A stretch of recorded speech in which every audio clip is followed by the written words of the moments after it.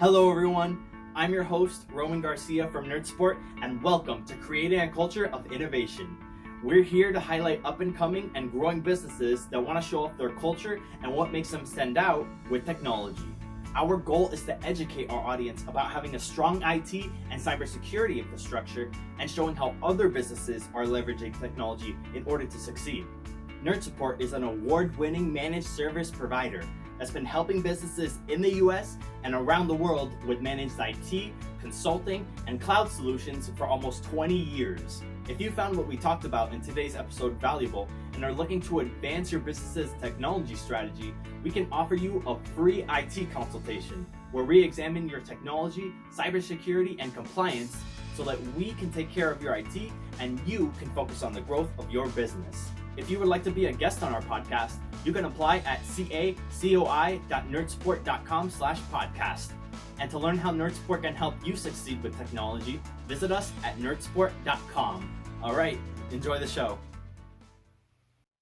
Hello, everyone. Welcome back to the Creating a Culture of Innovation podcast. As usual, I'm your host, Roman Garcia, and I've got another business leader who's cultivating a culture of innovation within his business, Mike Kaeding.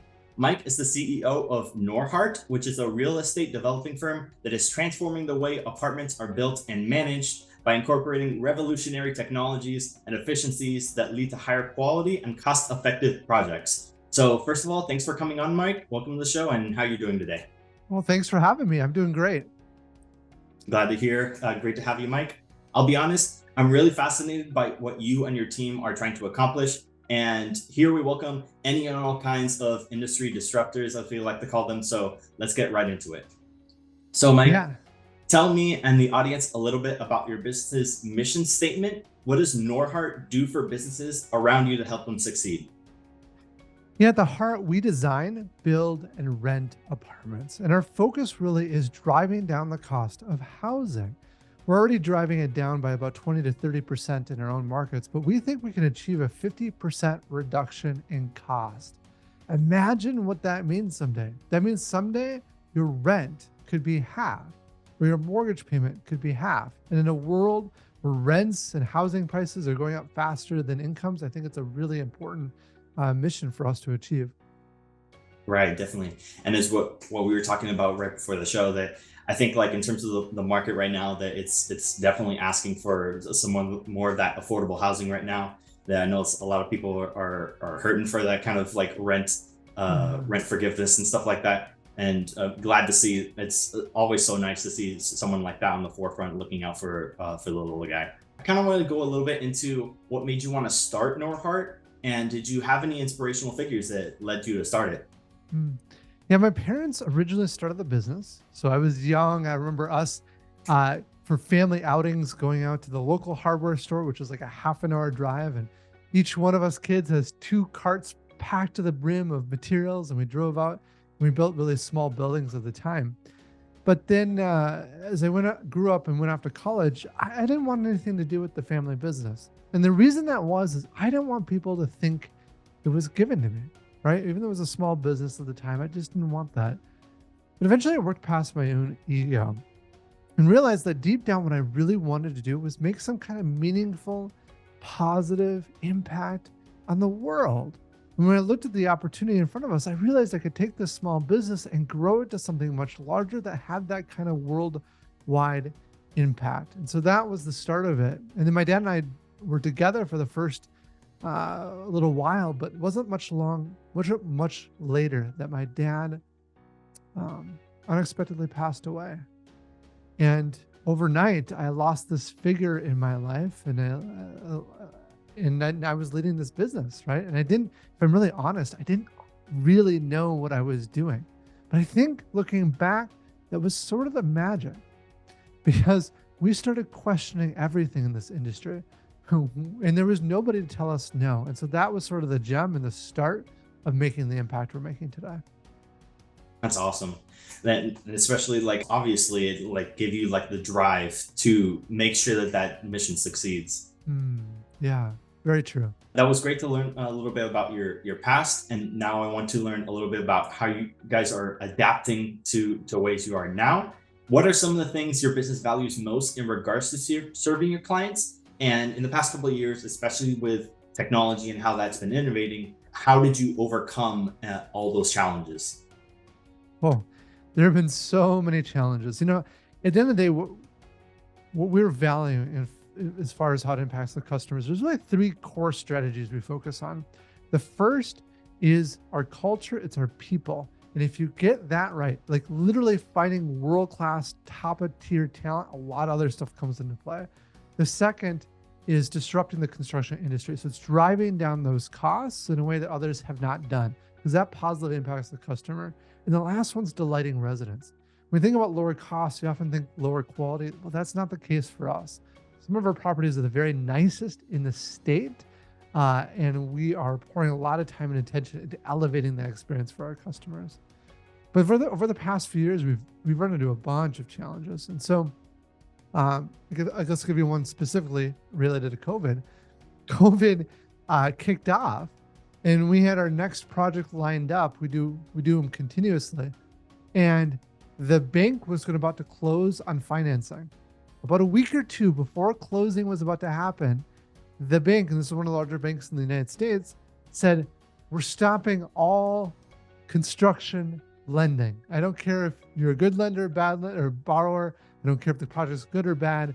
Everything is stopped. And so overnight, we did not have funding to do that project. And so it was myself and a couple others where it was every day, all day, making phone calls to all the largest banks, or banks big enough to do our deals. And it was intense trying to find that. And eventually something broke, something slid through, and we were able to find a bank to do the deal with us. But it was hard. Well, obviously glad that you guys were able to make it through that and continuing to push that advantage and, like finding the success you are today. And kind of on what you were saying earlier, that definitely about the culture and the passion that you see from people, that if you find it there, if you make the right team, I know that our own team, that we kind of go for that kind of culture as well, that if you have that passion together, you have the team that really sees your vision, that there's really just like no stopping it, honestly. Oh, absolutely. That's the most important lesson I've ever learned in life. Right, absolutely. And so kind of on that note, that you were talking about, that how you guys were able to make it through the real estate industry kind of struggle in the past couple of years. I want to hear a little bit about the rest of your domain expertise. And is there anything you've been seeing that's could be done better? And what are you guys doing specifically with technology and innovation to set yourselves apart from the rest? Yeah, if you look at other industries like industrial or manufacturing and agriculture, they've improved productivity over the past 60 years by 700 to 1,500%. It's incredible. Do you have a guess of what construction has done over the past 60 years? So it's been essentially nothing. I mean, they gained 10% productivity in the past 60 years, but basically that's nothing. It's terrible, right? And so we just look at this industry and say, how do we apply what others have learned in these related industries into construction? And that can help us drive down those costs. And so there is a lot of techniques that go into that. But to give you an example of one of the techniques is in construction, the work being done is very segmented. Your owner is different than your developer, the guy finding the site and coordinating and designing the project, who's different than your general contractor, who's coordinating all the subs.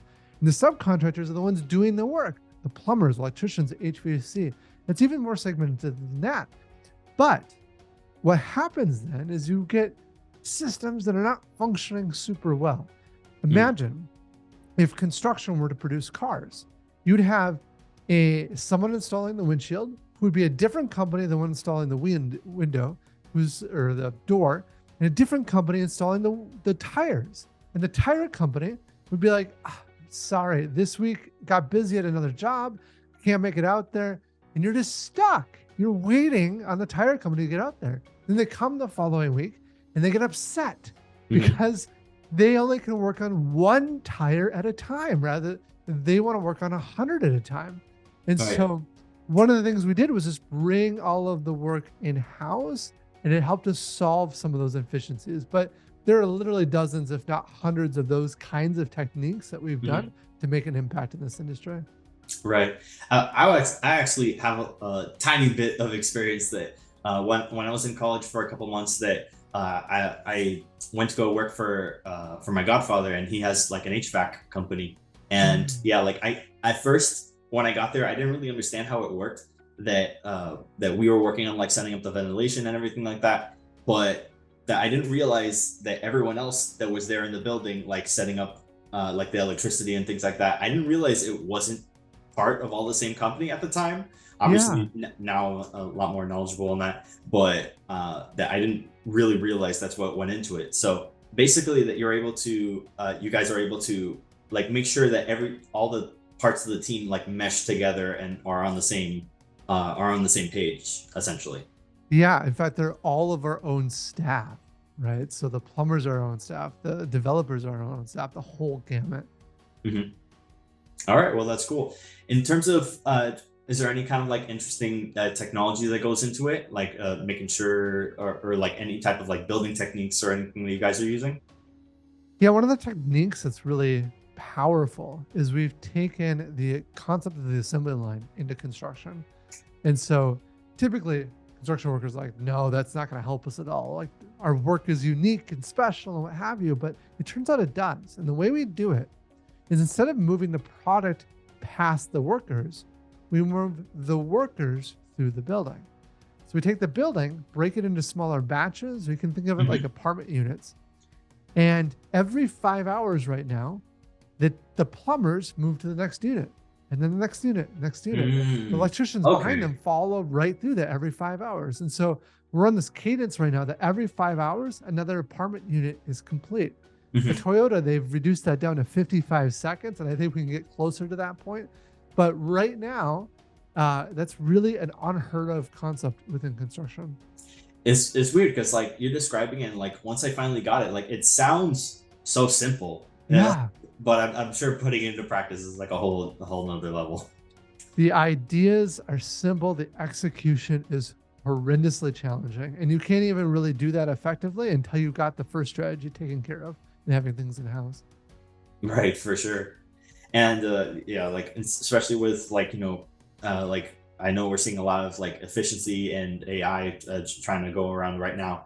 um but I think that's like a definitely like a part of like real estate that you see like them working on like bridges or housing or whatever. And I know like by here that we'll see that construction site there for like months or on end, just like oh like we only have 3 hours today, like we'll just do it tomorrow or whatever. But yeah, like making sure that all that works in tandem definitely works in like the long term. Oh, for sure. You can take a 15-month project and drop it down to 9 months just using that one technique. Absolutely. So kind of like in that realm, what do you think are some misconceptions about the real estate and industrial industry that people should be aware about, and how are you trying to remedy that thought? I think the biggest misconception is that construction has to be expensive, right? Everyone thinks that there's all these issues in construction that just are never going to be overcome. We're always going to pay high prices. And it just kind of gets into our psyche that way. But the reality is, if we can get everyone aligned, the people doing the work, to be thinking about innovation, to thinking about change, and making little improvements throughout the whole system, you can radically improve it. Hands down, it does not have to be like this in the economy. And so we're trying to show the world by being on podcasts like this that it is something we can change, and that if we work together, we can actually make a meaningful impact in people's lives in this way. Absolutely. And especially I think like expanding to kind of the areas that are being a little more modernized. Like I know places like Georgia, Oklahoma are getting a little bit of that love right now. But Yeah. yeah, that love to share the word on any kind of innovation we got going on, and especially with a good message like you guys have got going on. All Yeah. right, Mike. So final question: what's on the agenda for you and Norhart in the near future? If you could share anything. Yeah, we've been on a very fast growth trajectory. We've been doubling in size almost every year, which has been great. Nice. Right now, we're working on expanding production capacities. And so we are working on a plant possibly in Mexico for production. We're expanding our plant here in Minnesota. So this is some of the manufacturing capacity. We're moving into other states now to provide housing. So the next state for us is Texas. Um, Nice. and then also pushing on the innovation front. So we brought precast concrete in house this year, steel wall panel production. We're looking at more modular techniques, although I think to drive down costs, it may not be full volumetric modular, Mhm. but more componentized, like kit of parts. Um, Yeah. so yeah, gives you some perspective of what we're working on this year. Yeah, that I'd be really interested to see about like I've seen a lot of people that I know it's kind of like experimental, but like the 3D printing Oh housing yeah, stuff like that. it's I think if you can incorporate that all together, that would be so sick to see. Oh But yeah, it's incredible. And there's like robotics that we're working with that we're talking to right now that can do oh, painting or robotics that do excavation. It's really pretty impressive. What's interesting though is a lot of times the things that make the headlines, like 3D printing, they're mhm. exciting, they sound great. When you actually get into it, turns out they don't save money. Right? So if our Oh focus is really? driving down costs, in some cases like the 3D printing, it's not been as useful as I was hoping it would be. Well, I mean, like like who knows? Maybe someone like creates a certain way so it becomes more cost effective. I'm sure, like if anyone could do it, you guys can. Oh, But I'm sure that's the future. Yeah. Eventually we'll figure it out. mhm. All right, great. So awesome, Mike. It was great talking to you. Before we go, I want you to let us know where can the audience find you, and do you possibly have anything else to share with them? Yeah. So you can learn more about us by visiting our website, norhart.com. That's NORHART.com. And there we have two new things going on. One is our new podcast called Becoming a Unicorn. It's about the journey of small companies growing to billion-dollar enterprises and opening it up and looking at the good, the bad, and the ugly. And then the other thing is we're launching our Norhart Invest platform, which gives people access to invest within our company. Oh, nice. Okay.